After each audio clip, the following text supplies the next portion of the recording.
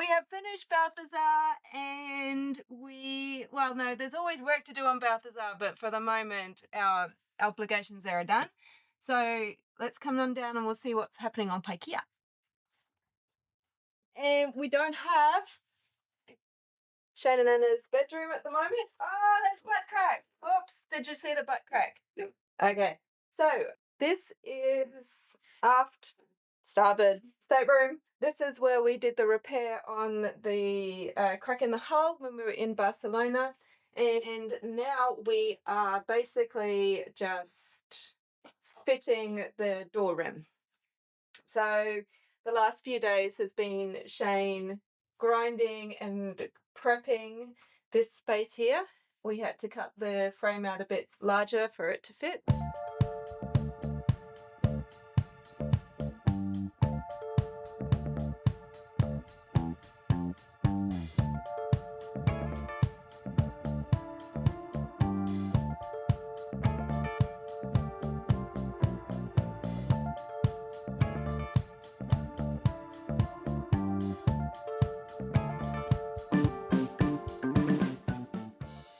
On this side with spar bund, and because there was no flange on the other side, Shane spent yesterday fiberglassing. We have been using epoxy for this because we don't have any polyester at the moment, but that's okay. We can use epoxy in this situation. So what's next? Next is, we don't need to fiberglass this side, do we, Shane? Because this has got the flange on it. It's only the other side that needed to be laminated because there was no flange, correct? Yep. Okay. And then Shane's got to bring the door through, so we'll get it out of the way. And you can see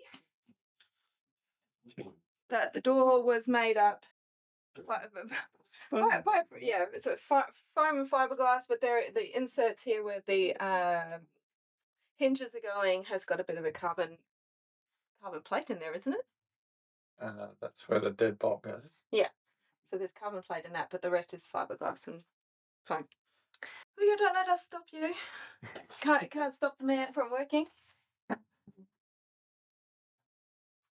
So now Shane is just dry fitting it.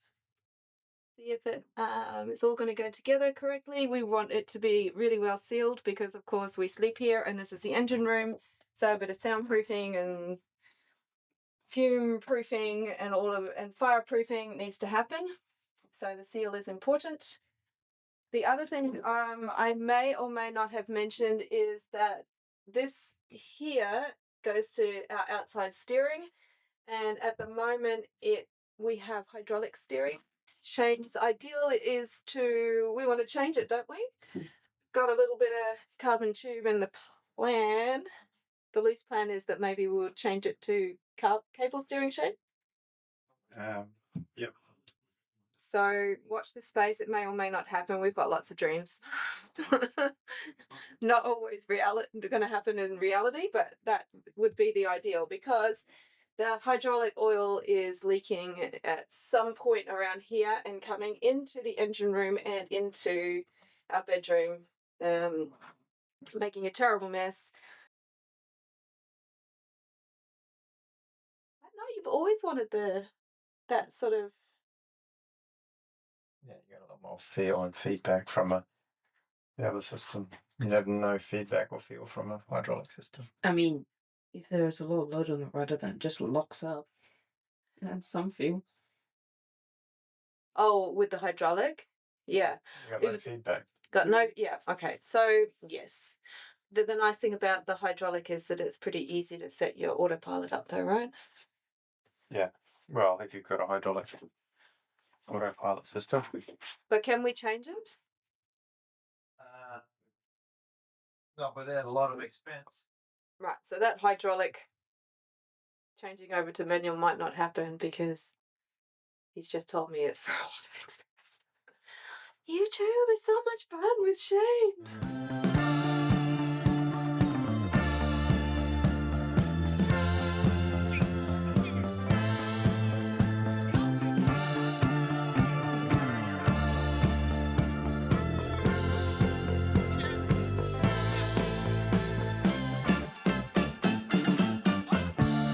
I just want to show you. Look at what he's done to his hands. He's not going to be able to do much work. And you might be asking how that happened. Well, he's got his hands. The kids have got their hands on a little foiling A-class. Not little. It's not little? I think it's a little It is 18 foot.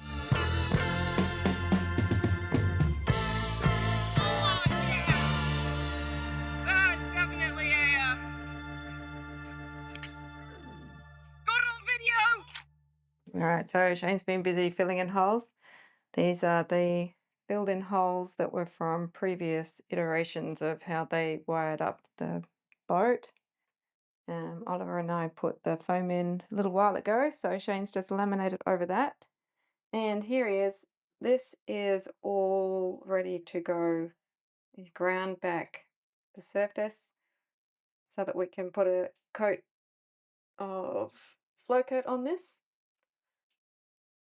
and protect the surface before we put some insulation on it, soundproofing. So that's all done. We managed to find some polyester resin the other day, which was good. So he can continue working. Yeah, so there you go, that's sort of where we're at.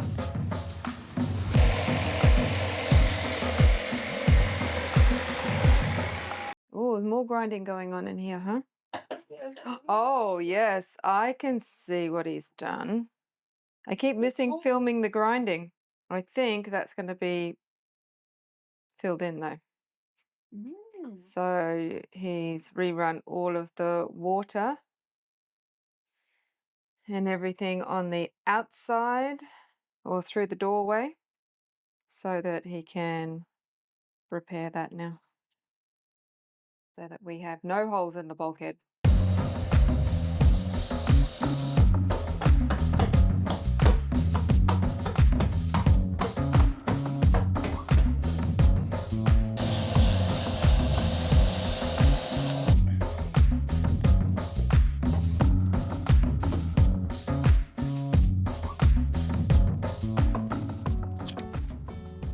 Okay, well, from the smell of that, it's polyester, and from the looks of it, he's put some sort of filler in there because he needs it to act like a bog rather than a resin. And you can stick this last bit of foam in there, and then we have no holes in this bulkhead. I guess the decision will be a bit later on as to how we're going to run all the services from the engine room through the boat.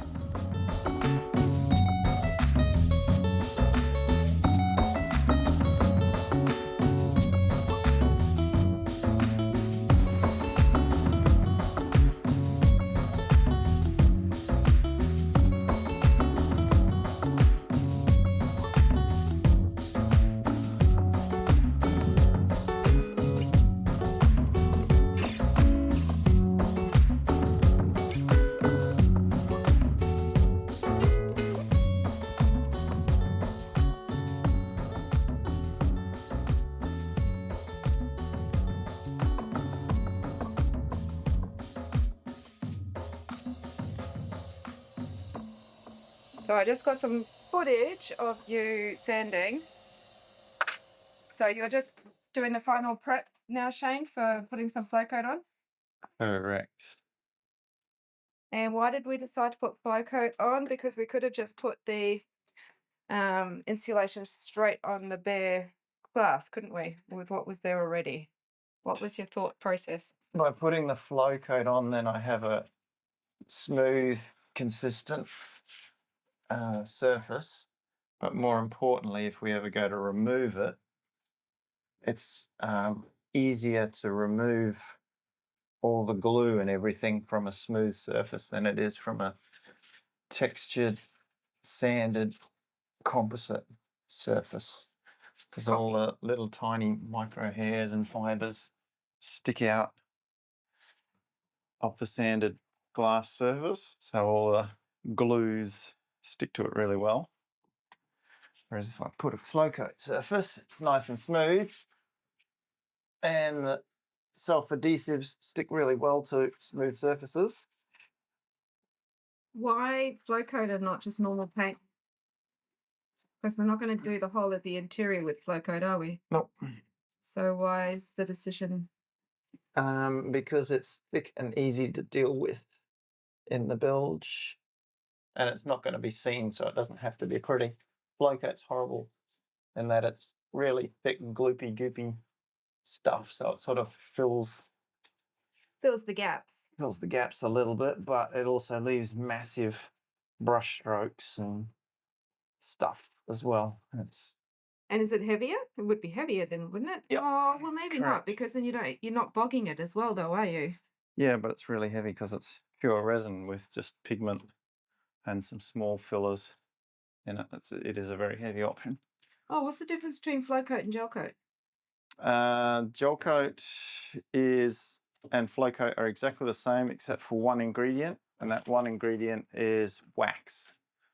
So they put wax in the flow coat, and when the gel coat is curing, the wax comes to the surface, then isolates the gel coat from the moisture in the air, so it then allows it to create a complete cure all the way to the surface. If you don't, the moisture in the air always inhibits the polyester from curing, and that's why you can get a chemical secondary bond with systems like the styronated systems, like polyester and vinyl ester. So this was originally a gel-coated boat. So gel coat is just polyester resin with a pigment and some light fillers in it to give it a little bit more thickness to work with. And that's why polyester is no good under the water, because it's polyester resin, and polyester resin's not waterproof. And that's why you get the pox. That's why you get the pox.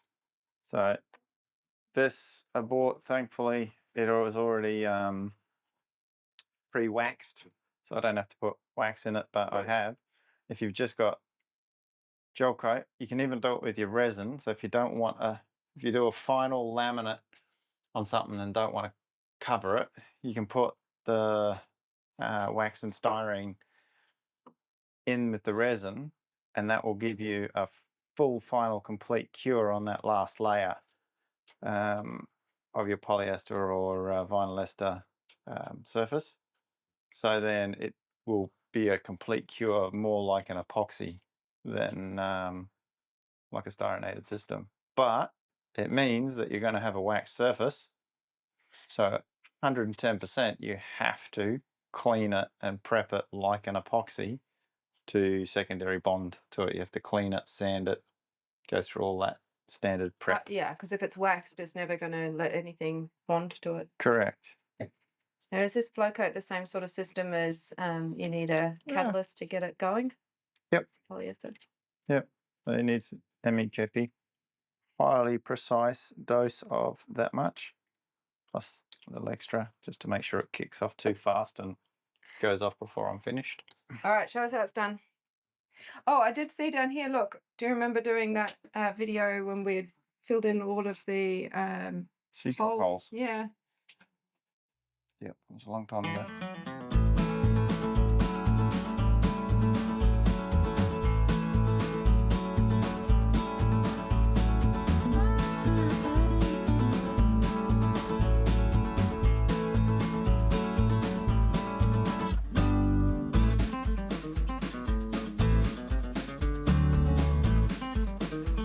So tell me about the plans to upgrade the steering then. About the problem with all of the hydraulic oil leaking. It's because a hydraulic system is always going to be fraught with that problem, isn't it? Yeah. Just oil. Yeah, and as they age, of course, it gets worse. So ours is definitely aged. And during its aging, the main issue is that the hydraulic pump is made from a cast aluminium. And where the two A and B lines, hydraulic hoses go in, they've corroded a little bit, so the sealing mechanism for where the hoses go into it is compromised. So it's very, very, very difficult to get a seal. But the biggest issue is if the oil level's low, that means if there's no oil in there, there's air in there. And if air's inside of the reservoir system, as soon as you turn the steering wheel, it puts air into the hoses, which means that the system is not a proper hydraulic system anymore. It has air in it, air compresses, and you lose the primary functionality of a hydraulic system. So we've either got to upgrade the existing hydraulic system or we have to replace it with something else. We're at that stage, aren't we, really? No, we're past it because the hydraulic rams also past their use by. They're leaking again, even though I put all the new seals and everything in them. They're just that little bit too far gone and worn out that the seals don't run on nice, smooth machine surfaces like they're supposed to. So the carbon tube will just go straight onto the rudder stock? Extends it all the way up to the deck so that I can put the tiller arm / quadrant, whatever I come up with, up near the deck level. All done. Well, ready for insulation and stuff, but yeah. Okay, so, well, that's about it for this week's video. We are working on another video on mast jacks, which hopefully we should get done in the next, I don't know, week or so, do you think, Shane? So that one's worth waiting for. Shane's done a lot of work in talking about the components of the mast jack and the correct situation in which you would use it and why it's needed and not just turning turnbuckles. So stay tuned. We'll get that one sorted for you soon. But until then, we're going to keep working in our starboard hull. Bye.